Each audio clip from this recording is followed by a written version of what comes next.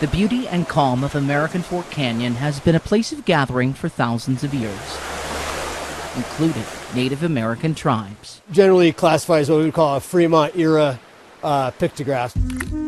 This pictograph was an impressive sight. Being Fremont, it's give or take, it's around 1,000 years old. That was until this summer.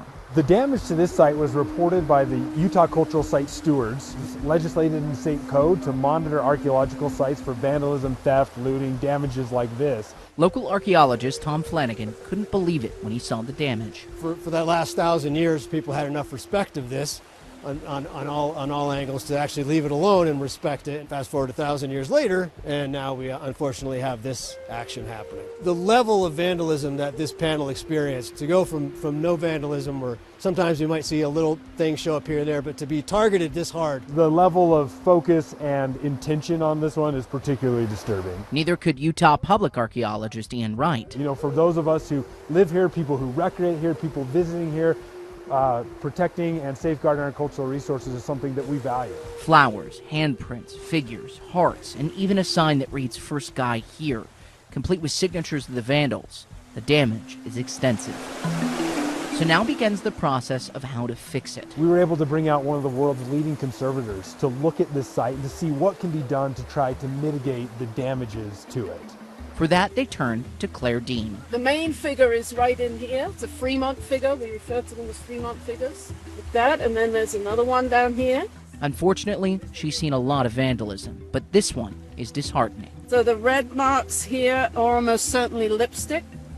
And you can see the oil stain where the oil has leached out from the lipstick itself. And the lipstick is actually still soft. All the color is paint pens of one form or another. So the blue, the green, the yellow, the white, all across here. We've got a little bit of charcoal. She took measurements and documented exactly how impactful the damage is.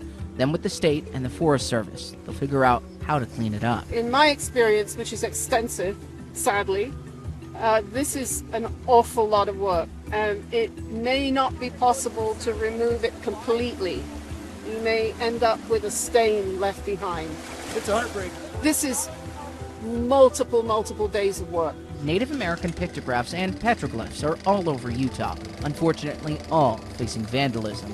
But it's important to know these sites aren't just images. They may just look like figures to us. Some people call it rock art, some people call it rock imagery. In indigenous cultures, these may not always necessarily just be representative of a being. It could actually be a being. Whoever put this here had a very good reason for doing so, which is not for us to know. It isn't a piece of artwork. It is something that is culturally way more significant than what we just think of as art. So with information in hand, we bring it back as close as we can to what it originally looked like. And while this may never be fully repaired, we also want to make sure this doesn't happen again. Educate people that here in Utah, this is not acceptable. Treating them with the same respect that you would want done to a site that is significant to your culture. Because sites from the past like these are important to all of our futures. We have this responsibility to steward our shared past. Spencer Joseph. Because all 13,000 years of human history here in the state of Utah should matter to all of us. Fox 13 News, Utah.